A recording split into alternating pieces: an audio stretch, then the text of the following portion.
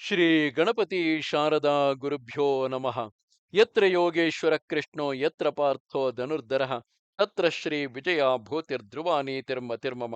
ಶ್ರೋತೃಗಳಿಗೆ ಶ್ರೀ ಅಳಸಿಂಗರಾಚಾರ್ಯ ವಿರಚಿತ ಶ್ರೀ ವ್ಯಾಸ ಮಹರ್ಷಿ ಪ್ರಣೀತ ಶ್ರೀಮನ್ ಮಹಾಭಾರತದ ಶಾಂತಿ ಪರ್ವದಲ್ಲಿ ಆಪತ್ಕಾಲದಲ್ಲಿ ಎದೆಗುಂದದೆ ಪರಮಾತ್ಮ ಧ್ಯಾನಪರನಾಗಿರುವುದು ಮುಕ್ತಿ ಸಾಧಕವೆಂಬುದಕ್ಕೆ ನಿದರ್ಶನವಾಗಿ ಇಂದ್ರ ನಮುಚಿ ಸಂವಾದಗಳು ಎಂಬ 234ನೆಯ ಅಧ್ಯಾಯಕ್ಕೆ ಸ್ವಾಗತ.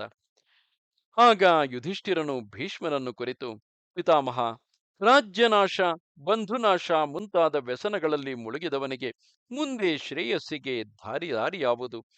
ನಮಗೆ ಎಲ್ಲವನ್ನೂ ಉಪದೇಶಿಸತಕ್ಕ ಆಚಾರ್ಯನಾದ ನೀನು ಈ ಅಂಶವನ್ನು ನನಗೆ ತಿಳಿಸಬೇಕು ಎಂದನು. ಅದಕ್ಕೆ ಆ ಭೀಷ್ಮನು, ಧರ್ಮರಾಜ, ಕೇಳು. ಹೆಂಡಿರು, ಮಕ್ಕಳು, ಮಿತ್ರರು, ಬಂಧುಗಳು ಮುಂತಾದವರ ವಿಯೋಗದಿಂದಾಗಲಿ ಧನನಾಶದಿಂದಾಗಲಿ ಮಹತ್ತಾದ ವ್ಯಸನದಲ್ಲಿ ಮುಳುಗಿದವನಿಗೆ ಧೈರ್ಯ ಒಂದೇ ಉದ್ಧಾರಕವು. ಧೈರ್ಯವುಳ್ಳವನಿಗೆ ಶರೀರವು ಕೃಷಿಸದು. ದುಃಖ ತ್ಯಾಗವೇ ಉತ್ತಮ ಸುಖವು. ಅದು ಶರೀರಕ್ಕೆ ಆರೋಗ್ಯವನ್ನು ಕೊಡುವುದು. ಆ ದೇಹಾರೋಗ್ಯವನ್ನು ಕೆಡಿಸಿಕೊಳ್ಳದವನು ತಿರುಗಿ ಸಂಪತ್ತನ್ನು ಎಂದಾದರೂ ಪಡೆಯಬಲ್ಲನು. ಯಾವನು ಸತ್ವಗುಣದಿಂದ ಕೂಡಿದ ಧೈರ್ಯವನ್ನು ಹಿಡಿಯುವನೋ ಅವನಿಗೆ ಐಶ್ವರ್ಯವು, ಧೈರ್ಯವು, ಕಾರ್ಯ ಪ್ರಯತ್ನವು ತಾನಾಗಿ ಹೆಚ್ಚುವವು. ಇದೇ ವಿಷಯದಲ್ಲಿ ಇಂದ್ರನಿಗೂ ಬಲಿಗೂ ನಡೆದ ಸಂವಾದವೊಂದುಂಟು. ಆ ಇತಿಹಾಸವನ್ನೇ ತಿರುಗಿ ನಿನಗೆ ತಿಳಿಸುವೆನು, ಕೇಳು.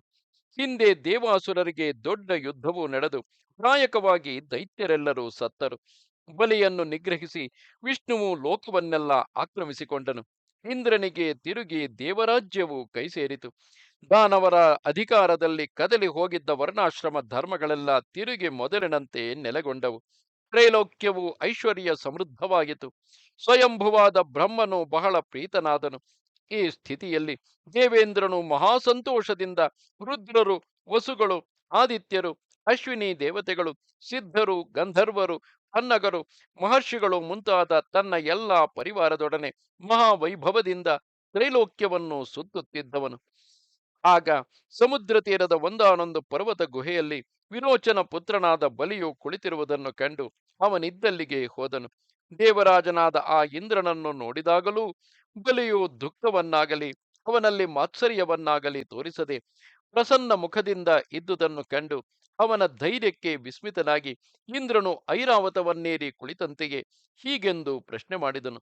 ದಾನವ, ಇಂತಹ ದುರ್ದಶೆಯಲ್ಲಿಯೂ ನೀನು ಮನಸ್ಸು ಕಲಗದೆ ನಿಶ್ಚಿಂತನಾಗಿರುವೆಯಲ್ಲ, ಇದೇನು ನಿನ್ನ ಸಹಜವಾದ ಧೈರ್ಯ ಗುಣದ ಪ್ರಭಾವವೇ, ಅಥವಾ ಇದು ನಿನಗೆ ಹಿರಿಯರ ಸೇವೆಯಿಂದ ಬಂದುದೇ? ನಿನ್ನ ಮನಸ್ಸು ತಪಸ್ಸಿನಿಂದ ಪರಿಶುದ್ಧಿ ಹೊಂದಿದ ಕಾರಣದಿಂದ ನೀನು ಇಷ್ಟು ಧೈರ್ಯದಿಂದ ಇರುವೆಯ? ಎಂತಹ ಪ್ರಬಲ ಕಾರಣವೇ ಇದ್ದರೂ ಹೀಗಿರುವುದೇನೋ ಬೇರೆಯವರಿಗೆ ಸಾಧ್ಯವಲ್ಲ. ನಿನ್ನ ದೊಡ್ಡ ಪದವಿಯೂ ಹೋಯಿತು. ಶತ್ರುಗಳ ವಶದಲ್ಲಿ ಸಿಕ್ಕಿಬಿದ್ದಿರುವೆ. ಇಂತಹ ಕಠಿಣ ದಶೆಯಲ್ಲಿ ಸಿಕ್ಕಿರುವಾಗಲೂ ನೀನು ದುಃಖಿಸದಿರುವ ಕಾರಣವೇನು? ಯಾವ ಬಲದಿಂದ ನೀನು ಹೀಗಿರುವೆ? ಹಿಂದೆ ನೀನು ನಿನ್ನ ಸಜಾತೀಯರಲ್ಲಿ ಮೇಲೆನಿಸಿಕೊಂಡು ಉತ್ತಮ ಭೋಗಗಳನ್ನೆಲ್ಲ ಅನುಭವಿಸಿದೆ. ಆ ನಿನ್ನ ಧನವು, ರಾಜ್ಯವು, ರತ್ನಗಳು ಹೋದವು. ಹಾಗಿದ್ದರೂ ನೀನು ನಿಶ್ಚಿಂತನಾಗಿರುವೆ. ಇಂತಹ ಧೈರ್ಯವು ನಿನಗೆ ಹೇಗೆ ಬಂದಿತು? ನಿನ್ನ ಕುಲಕ್ರಮಾಗತವಾದ ಸಿಂಹಾಸನವು ಈಗ ಶತ್ರುಗಳ ವಶವಾಗಿದೆ. ನೀನು ಅದನ್ನು ಲಕ್ಷ್ಯ ಮಾಡದೆ ಇರುವುದು ಹೇಗೆ? ವರುಣ ಪಾಶದಿಂದ ಬಿಗಿಯಲ್ಪಟ್ಟು ನನ್ನಿಂದ ವಜ್ರ ಪ್ರಹಾರಗಳನ್ನು ತಿಂದಿರುವೆ. ಹೆಂಡಿರನ್ನು, ಐಶ್ವರ್ಯವನ್ನು ಅಗಲಿ ಬಂದಿರುವೆ. ಈ ಸ್ಥಿತಿಯಲ್ಲಿಯೂ ನೀನು ಹೇಗೆ ಶೋಕಿಸದಿರುವೆ? ಹೀಗಿರುವುದು ಬಹಳ ಕಷ್ಟವು. ತ್ರೈಲೋಕ್ಯ ರಾಜ್ಯವೇ ಕೈಬಿಟ್ಟು ಹೋದ ಮೇಲೆ ನೀನು ಹೊರತು ಬೇರೆಯವರು ತಮ್ಮ ಪ್ರಾಣವನ್ನೇ ಇಟ್ಟುಕೊಂಡಿರಲಾರರು ಎಂದನು. ಹೀಗೆ ಇಂದ್ರನು ಕರ್ಣ ಕಠೋರಗಳಾದ ಪರುಷ ವಾಕ್ಯಗಳನ್ನು ಹೇಳುತ್ತಿದ್ದಾಗಲೂ ಬಲಿಯು ಅದಕ್ಕಾಗಿ ಸ್ವಲ್ಪವೂ ಮನಸ್ಸಿನಲ್ಲಿ ವ್ಯಸನ ಪಡದೆ, ಇಂದ್ರ, ಈ ನಿನ್ನ ಆತ್ಮಸ್ತುತಿಯಿಂದ ಫಲವಿಲ್ಲ. ನೀನೇನೋ ವಜ್ರಹಸ್ತನಾಗಿ ನನ್ನ ಮುಂದೆ ನಿಂತಿರುವೆ. ನಾನು ಬಹಳ ಹೀನ ದಶೆಯಲ್ಲಿ ಇರುವೆನು. ಆದರೇನು, ನಮ್ಮಿಬ್ಬರ ಕಾಲ ವಿಪರ್ಯವೇ ನಮ್ಮಿಬ್ಬರನ್ನು ಈ ಸ್ಥಿತಿಗೆ ತಂದಿದೆ. ಹಿಂದೆ ನೀನು ಇಷ್ಟು ಹೆಮ್ಮೆಯಿಂದ ನನ್ನ ಮುಂದೆ ನಿಲ್ಲಲು ಧೈರ್ಯಗೊಂಡಿದ್ದೆಯಾ? ಈಗ ನಿನಗೆ ಆ ಧೈರ್ಯ ಉಂಟಾಗಿದೆ. ಆದರೇನು, ನೀನು ಹೊರತು ಬೇರೆ ಯಾವನು ನೊಂದ ಶತ್ರುವಿನ ಮುಂದೆ ಇಂತಹ ಕ್ರೂರ ವಾಕ್ಯಗಳನ್ನು ನುಡಿಯಲಾರನು. ಶತ್ರುವು ತನ್ನ ಕೈಗೆ ಸಿಕ್ಕಿಬಿದ್ದು ಅವನನ್ನು ದಂಡಿಸುವುದಕ್ಕೆ ತನಗೆ ಶಕ್ತಿಯಿದ್ದಾಗಲೂ ಯಾವ ವೀರನು ಆ ಶತ್ರುವಿನಲ್ಲಿ ಕನಿಕರವನ್ನು ತೋರಿಸುವನೋ ಅವನೇ ಪುರುಷನೆನಿಸುವನು. ಇಬ್ಬರು ಹೋರಾಡುವಾಗ ಜಯವೆಂಬುದು ಯಾವನಿಗೂ ನಿಶ್ಚಿತವಲ್ಲ. ಹೇಗಿದ್ದರೂ ಒಬ್ಬನು ಗೆಲ್ಲಬೇಕು, ಇನ್ನೊಬ್ಬನು ಸೋಲಬೇಕು. ನೀನು ನನ್ನನ್ನು ಜಯಿಸಿದ ಮಾತ್ರಕ್ಕೆ ಸಮಸ್ತ ಭೂತಗಳಿಗೂ ನಾನೇ ಈಶ್ವರನೆಂದು, ನನ್ನ ಪರಾಕ್ರಮದಿಂದಲೇ ಜಯಿಸಿದೆ ಎಂದು, ಅಂದ್ರೆ ನೀನೇ ಈಶ್ವರನೆಂದು ನಿನ್ನ ಪರಾಕ್ರಮದಿಂದಲೇ ಜಯಿಸಿದೆ ಎಂದು ತಿಳಿಯಬಾರದು. ಈಗಿನ ನನ್ನ ಸ್ಥಿತಿಗೆ ನಾನು ಕರ್ತನಲ್ಲ, ನಿನ್ನ ಸ್ಥಿತಿಗೆ ನೀನು ಕರ್ತನಲ್ಲ. ಈಗ ನೀನು ಯಾವ ಸ್ಥಿತಿಯಲ್ಲಿ ಇರುವೆಯೋ ಆ ಸ್ಥಿತಿಯಲ್ಲಿ ಇದಕ್ಕೆ ಮೊದಲು ನಾನೂ ಇದ್ದವನೇ. ಈಗ ನನಗೆ ಇರುವ ಅವಸ್ಥೆಯು ಮುಂದೆ ನಿನಗೂ ಬರುವುದು. ಆದುದರಿಂದ ಈಗ ನೀನು ಅಸಾಧ್ಯ ಕಾರ್ಯವನ್ನು ಮಾಡಿಬಿಟ್ಟವನಂತೆ ಗರ್ವಪಟ್ಟು ನನ್ನನ್ನು ಅವಮಾನಿಸಬಾರದು. ಸುಖ ದುಃಖಗಳೆರಡು ಒಬ್ಬೊಬ್ಬನಿಗೂ ಒಂದರಗಿಂದೆ ಒಂದರಂತೆ ಪರ್ಯಾಯದಿಂದ ಬರುವುದು ಸಹಜವೇ. ನಿನಗೆ ಇಂದ್ರತ್ವವು ಬಂದುದು ಕಾಲ ಬಲದಿಂದಲ್ಲದೆ ನಿನ್ನ ಪೌರುಷದಿಂದಲ್ಲ. ಕಾಲವೇ ಈಗ ನಿನ್ನನ್ನು ನಡೆಸುತ್ತಿರುವುದು. ನಾನು ಅದರಿಂದಲೇ ಈ ದಶೆಗೆ ಬಂದಿರುವೆನು. ಹಿಂದೆ ನಾನಿದ್ದಂತೆ ನೀನಿರಲಿಲ್ಲ. ಈಗ ನೀನಿರುವಂತೆ ನಾನು ಇರುವುದಕ್ಕೆ ಸಾಧ್ಯವಿಲ್ಲ. ಮಾತಾಪಿತೃ ಸೇವೆ, ದೇವಪೂಜೆ ಮುಂತಾದ ಯಾವ ಗುಣಗಳಿದ್ದರೂ ಅವು ಮನುಷ್ಯನಿಗೆ ಸುಖವನ್ನು ತಂದಿಡಲಾರವು. ವಿದ್ಯೆ, ತಪಸ್ಸು, ಧ್ಯಾನ ಮೊದಲಾದವು ಬಂಧು ಮಿತ್ರ ವರ್ಗವು ಕಾಲಪೀಡಿತನಾದವನನ್ನು ಕಾಪಾಡಲಾರವು. ಮನುಷ್ಯನು ಸಾವಿರಾರು ಪ್ರತಿಕ್ರಿಯೆಗಳನ್ನು ನಡೆಸಿದರೂ ಮೇಲೆ ಬಂದು ಬೀಳತಕ್ಕ ಅನರ್ಥವನ್ನು ನಿಲ್ಲಿಸಲಾರನು. ಬುದ್ಧಿ ಬಲದಿಂದಲೂ ಮನುಷ್ಯರು ಅದಕ್ಕೆ ಪ್ರತಿಕ್ರಿಯೆಯನ್ನು ಮಾಡಲಾರರು.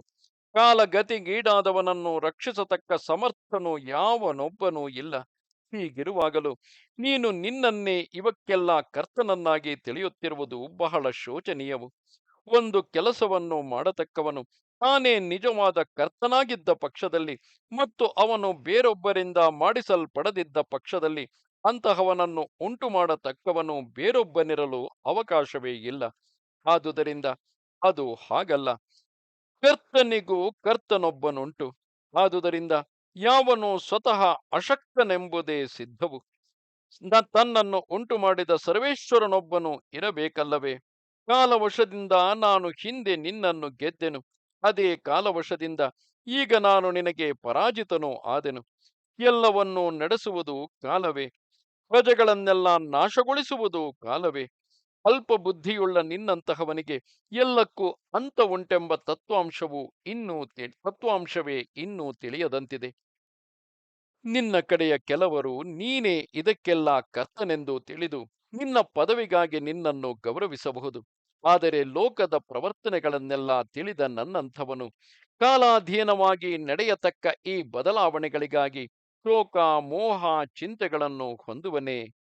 ನನ್ನ ಬುದ್ಧಿಯಾಗಲಿ ನನ್ನಂತಿರುವ ಬೇರೊಬ್ಬನ ಬುದ್ಧಿಯಾಗಲಿ ಇಂತಹ ಎಷ್ಟೇ ವ್ಯಸನಗಳು ಬಂದರೂ ಸಮುದ್ರದಲ್ಲಿ ಒಡೆದು ಹೋದ ಹಡಗಿನಂತೆ ಕುಗ್ಗಿ ಹೋಗಲಾರದೆಂದು ತಿಳಿ. ದೇವತೆಗಳಿಗೆಲ್ಲ ಅಧಿಪತಿ ಎನಿಸಿಕೊಂಡಿದ್ದ ನಾನು, ನೀನು, ಇನ್ನು ಮುಂದೆ ಬರುವವರೆಷ್ಟೋ ಮಂದಿಯುಂಟೋ ಎಲ್ಲರೂ ನಮ್ಮನ್ನು ಹಿಂದೆ ಬಿಟ್ಟು ಹೋದವರ ದಾರಿಯನ್ನೇ ಹಿಂಬಾಲಿಸಿ ಹೋಗತಕ್ಕವರು. ಇದುವರೆಗೆ ಎಷ್ಟೋ ಮಂದಿ ಇಂದ್ರರು ತೀರಿ ಹೋದರು. ಯಾರಿಗೂ ಯಾವುದು ಸ್ಥಿರವಲ್ಲ. ಈಗ ಇಷ್ಟೊಂದು ಗರ್ವದಿಂದಿರುವ ನಿನ್ನನ್ನು ಕಾಲವು ಬಂದು ಮೆಟ್ಟಿದಾಗ ನೀನು ಇನ್ನೂ ಎಷ್ಟೋ ಅಧೋಗತಿಗೆ ಹೋಗುವೆ. ಯುಗ ಯುಗಕ್ಕೂ ನಿನ್ನಂತೆ ಎಷ್ಟೋ ಮಂದಿ ದೇವೇಂದ್ರರು ಕಳೆದು ಹೋಗುತ್ತಿರುವರು. ಕಾಲವನ್ನು ಮೀರುವುದು ಸಾಧ್ಯವೇ ಇಲ್ಲ. ಈಗಿನ ಸ್ವಲ್ಪ ಕಾಲದ ಪದವಿಗಾಗಿ ನೀನು ನಾನೇ ಶಾಶ್ವತ ಬ್ರಹ್ಮನೆಂಬ ಭಾವದಿಂದ ಇರಬಹುದೇ? ಅದಕ್ಕೆ ಮೊದಲು ಎಷ್ಟೋ ಮಂದಿ ಈ ಪದವಿಯನ್ನು ಅನುಭವಿಸಿ ಹೋದರು. ಯಾರಿಗೂ ಅದು ಸ್ಥಿರವಲ್ಲ. ಅಷ್ಟರಲ್ಲಿಯೇ ಅದು ತೀರಿ ಹೋಯಿತೆಂದು ಹೇಳುವುದಕ್ಕಿಲ್ಲ. ನೀನು ಬಾಲಬುದ್ಧಿಯಿಂದ ಇವೆಲ್ಲ ನನ್ನದೇ ಎಂದು ಭಾವಿಸುತ್ತಿರುವೆ. ನಂಬಬಾರದುದನ್ನು ನಂಬುವೆ. ಅಧ್ರುವವಾದುದನ್ನು ಧ್ರುವವೆಂದು ತಿಳಿಯುವೆ. ಕಾಲದಿಂದ ಬುದ್ಧಿಗೆಟ್ಟವನು ಹೀಗೆಯೇ ತಿಳಿಯುವನು. ನೀನು ಮೋಹದಿಂದ ರಾಜ್ಯಲಕ್ಷ್ಮಿಯನ್ನು ನಿನ್ನದಾಗಿ ತಿಳಿಯುವೆ. ನಿನಗಾಗಲಿ ನನಗಾಗಲಿ ಬೇರೊಬ್ಬರಿಗಾಗಲಿ ಅದು ಸ್ಥಿರವಾದುದಲ್ಲ. ಇದೇ ಐಶ್ವರ್ಯವು ಹಿಂದೆ ಎಷ್ಟೋ ಜನರನ್ನು ದಾಟಿ ಈಗ ನಿನ್ನಲ್ಲಿಗೆ ಬಂದಿದೆ. ಇನ್ನು ಸ್ವಲ್ಪ ಕಾಲದೊಳಗಾಗಿ ನಿನ್ನಲ್ಲಿಯೂ ಅದು ತನ್ನ ಚಂಚಲ ಸ್ವಭಾವವನ್ನು ತೋರಿಸದೆ ಬಿಡದು. ಒಬ್ಬನ ಪಾಲನೆಯಲ್ಲಿದ್ದ ಹಸುವು ಇನ್ನೊಬ್ಬನ ಅಧೀನವಾಗುವಂತೆ ಲಕ್ಷ್ಮಿಯು ಒಬ್ಬನ ವಶದಿಂದ ಇನ್ನೊಬ್ಬನ ವಶಕ್ಕೆ ಹೋಗುವಳು. ನಿನಗೆ ಹಿಂದೆ ಲೆಕ್ಕವಿಲ್ಲದಷ್ಟು ಮಂದಿ ಈ ಪದವಿಯನ್ನು ಅನುಭವಿಸಿರುವರು. ಪರ್ವತಾರಣ್ಯ ವೃಕ್ಷಗಳಿಂದ ಕೂಡಿದ ಈ ಸಮಸ್ತ ಭೂಮಿಯನ್ನು ಹಿಂದೆ ಅನುಭವಿಸಿದವರು ಈಗ ನಮ್ಮ ಕಣ್ಣಿಗೂ ಬೀಳುವುದಿಲ್ಲ.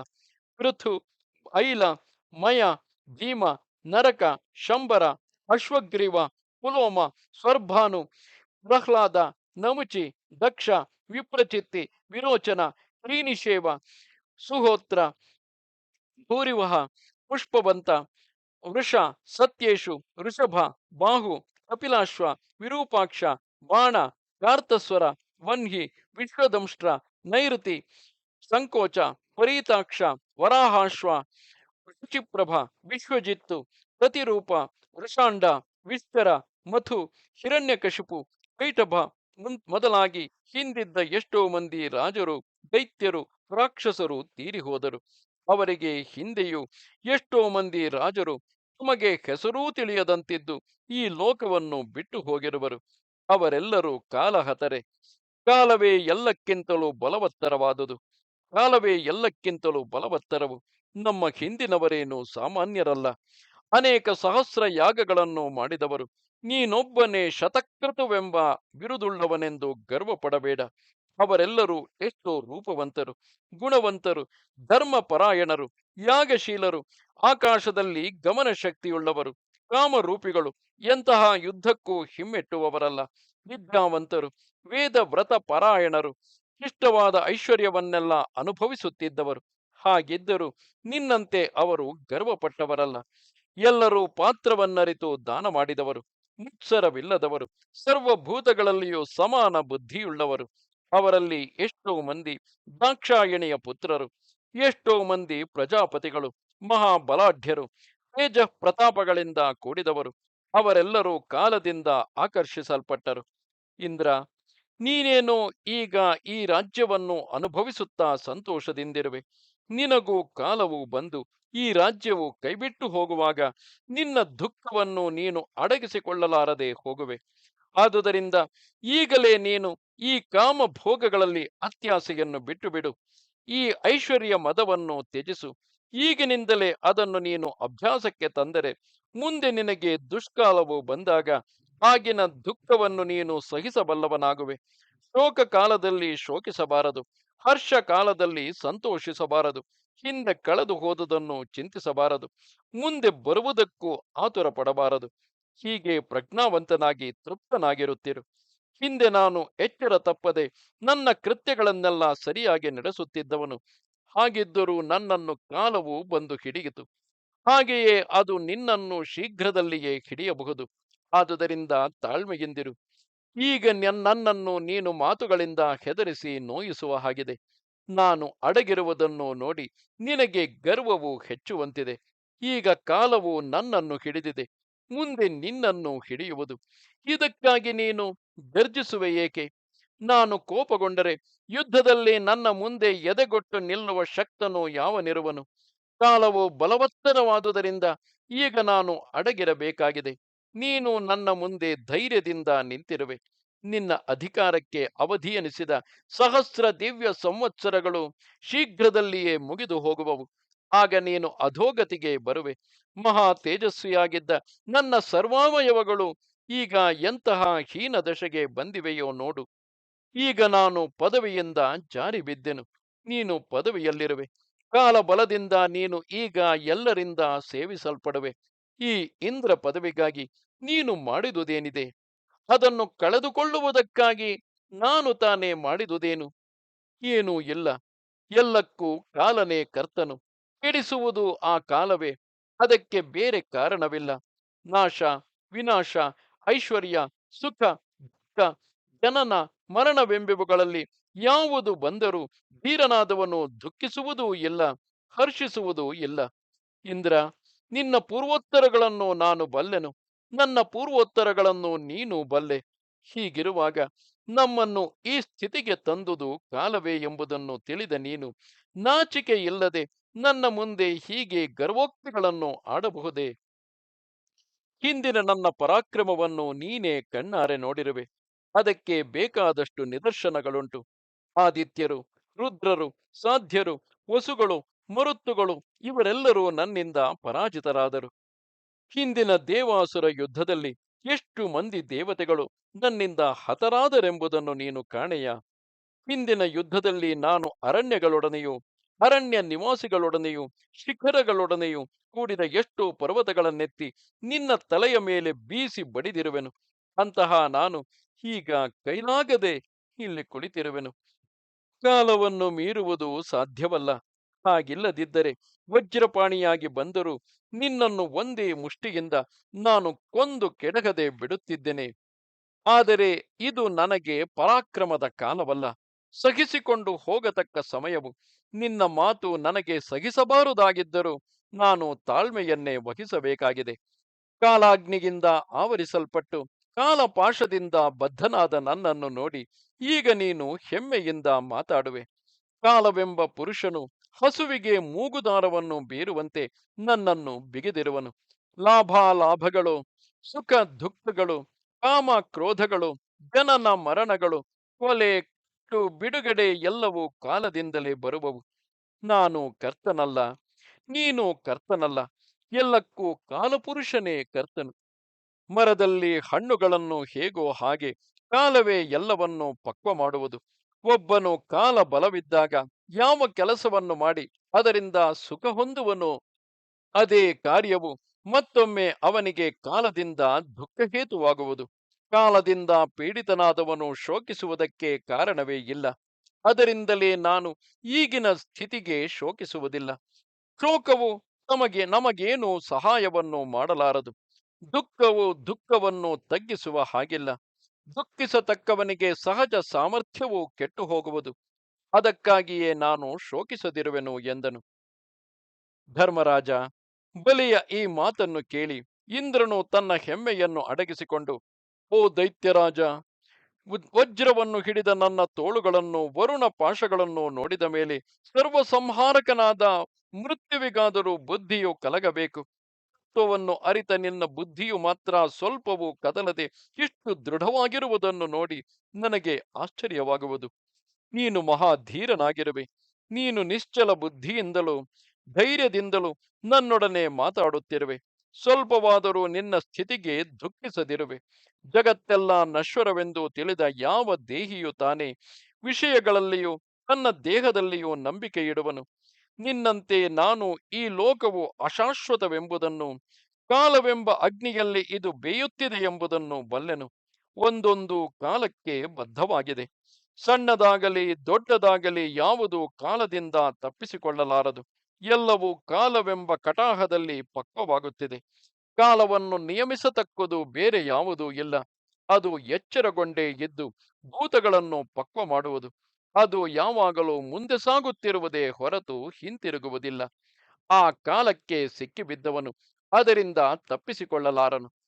ದೇಹಧಾರಿಗಳೆಲ್ಲರೂ ಅದರ ವಿಷಯದಲ್ಲಿ ಎಚ್ಚರ ತಪ್ಪುವರು.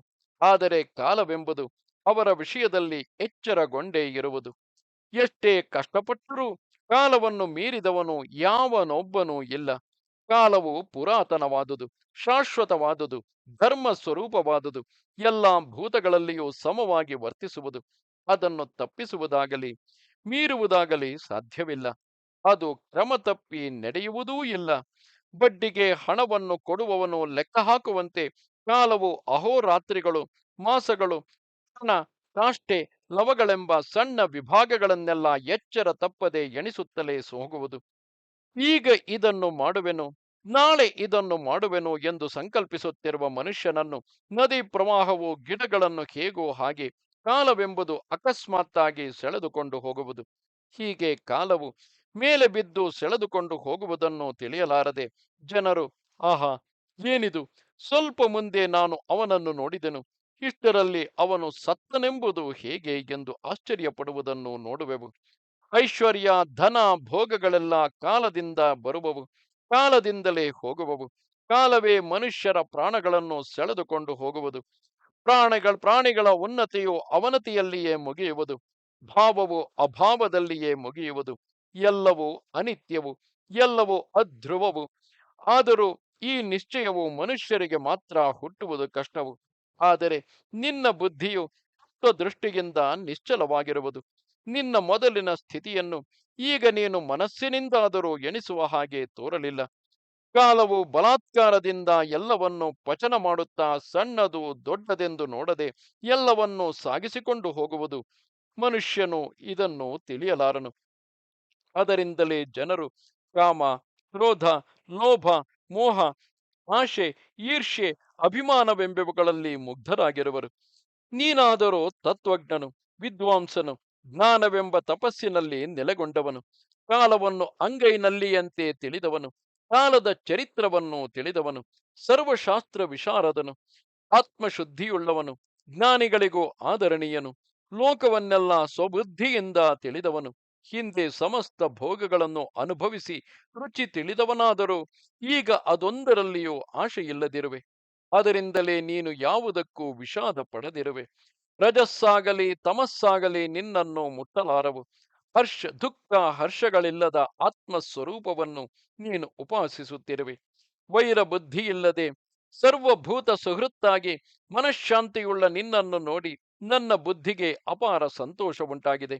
ಇಂತಹ ಪ್ರಜ್ಞಾವಂತನಾದ ನಿನ್ನನ್ನು ಬಂಧನದಿಂದ ನೋಯಿಸುವುದು ನನಗೆ ಇಷ್ಟವಿಲ್ಲ. ನಿನ್ನಲ್ಲಿ ನನಗೆ ಕನಿಕರವು ಹುಟ್ಟಿದೆ. ಅಹಿಂಸೆಯೇ ಪರಮ ಧರ್ಮವು.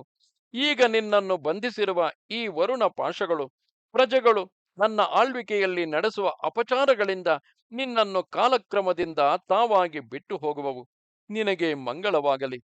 ಸೊಸೆಯು ಯಾವಾಗ ವೃದ್ಧಳಾದ ಅತ್ತೆಯನ್ನು ಕೆಲಸಕ್ಕಾಗಿ ನಿಯೋಗಿಸುವಳೋ, ಯಾವಾಗ ಮಗನು ತಂದೆಯನ್ನು ಕೆಲಸಕ್ಕಾಗಿ ಕಳುಹಿಸುವನೋ, ವೃಷಲರು ಯಾವಾಗ ಬ್ರಾಹ್ಮಣರಿಂದ ತಮ್ಮ ಕಾಲುಗಳನ್ನು ತೊಳೆಯಿಸಿಕೊಳ್ಳುವರೋ, ಶೂದ್ರರು ಬ್ರಾಹ್ಮಣ ಸ್ತ್ರೀಯರಲ್ಲಿ ನಿರ್ಭಯವಾಗಿ ಪ್ರವೇಶಿಸುವರೋ, ಯಾವಾಗ ಪುರುಷರು ತಾವು ಸೇರಬಾರದ ಸ್ತ್ರೀಯರ ಗರ್ಭದಲ್ಲಿ ತಮ್ಮ ವೀರ್ಯವನ್ನು ಇಡುವರು, ಮತ್ತು ಯಾವಾಗ ಕಂಚಿನ ಪಾತ್ರೆಯಲ್ಲಿ ಕಸವನ್ನು ತುಂಬುತ್ತಾ ಕೆಟ್ಟ ಲೋಹಗಳಲ್ಲಿ ಪವಿತ್ರವಾದ ಬಲಿಯನ್ನು ಇಡುವರು, ಚಾತುರ್ವರ್ಣ್ಯಗಳು ಯಾವಾಗ ತಮ್ಮ ತಮ್ಮ ಕಟ್ಟುಗಳನ್ನು ಮೀರಿ ಹೋಗುವವು, ಆಗ ಈ ಒಂದೊಂದು ಅಕೃತ್ಯಕ್ಕೂ ನಿನ್ನನ್ನು ಬಿಗಿದಿರುವ ಒಂದೊಂದು ಪಾಶವು ಬಿಟ್ಟು ಹೋಗುತ್ತಾ ಬರುವುದು. ಆಮೇಲೆ ನಿನಗೆ ನಮ್ಮಿಂದ ಏನು ಭಯವಿರುವುದಿಲ್ಲ. ನೀನು ಕಾಲವನ್ನು ಎದುರು ನೋಡುತ್ತಿರು. ನಿನಗೆ ಈ ಕಟ್ಟಿನಿಂದ ಯಾವ ಬಾಧೆಯೂ ಇಲ್ಲದಿರಲಿ. ಸುಖದಿಂದಿರು. ನಿನ್ನ ಮನಸ್ಸು ದೃಢವಾಗಿರಲಿ. ನಿನಗೆ ಯಾವ ರೋಗಾದಿಗಳು ಇಲ್ಲದಿರಲಿ ಎಂದನು. ಇಂದ್ರನು ಈ ಮಾತುಗಳನ್ನು ಹೇಳಿ ಐರಾವತವನ್ನೇರಿ ಅಲ್ಲಿಂದ ಹಿಂತಿರುಗಿ ದೇವರಾಜ್ಯದಲ್ಲಿ ಏಕಾಧಿಪತಿಯಾಗಿ ಸಂತೋಷದಿಂದಿದ್ದನು. ಚರಾಚರಗಳಿಗೆಲ್ಲ ನಿಯಾಮಕನಾದ ಆ ಇಂದ್ರನನ್ನು ಮಹರ್ಷಿಗಳೆಲ್ಲರೂ ಸ್ತುತಿಸಿದರು. ಅಗ್ನಿದೇವನು ಯಜ್ಞದ ಹವಿಸ್ಸುಗಳನ್ನು ತಡೆಯಿಲ್ಲದೆ ಸಾಗಿಸುತ್ತಿದ್ದನು. ಇಂದ್ರನು ಅಮೃತವನ್ನು ನಿರಾತಂಕವಾಗಿ ರಕ್ಷಿಸುತ್ತಿದ್ದನು. ಇಂದ್ರನು ಎಲ್ಲ ಬ್ರಾಹ್ಮಣರಿಂದ ಸ್ತುತಿಸಲ್ಪಡುತ್ತಾ ಶಾಂತ ಚಿತ್ತನಾಗಿ ಮಹಾ ತೇಜಸ್ಸಿನಿಂದ ಸ್ವರ್ಗದಲ್ಲಿ ಬೆಳಗುತ್ತಿದ್ದನು. ಇದು 234ನೆಯ ಅಧ್ಯಾಯವು. ನಮಸ್ತೆ ಶಾರದೆ ದೇವಿ, ಕಾಶ್ಮೀರ ಪುರವಾಸಿನಿ, ತ್ವಾಮಹಂ ಪ್ರಾರ್ಥೆಯೇ ನಿತ್ಯಂ, ವಿದ್ಯಾದಾನಂಚ ದೇಹಿಮೆ. ನಮಸ್ಕಾರ.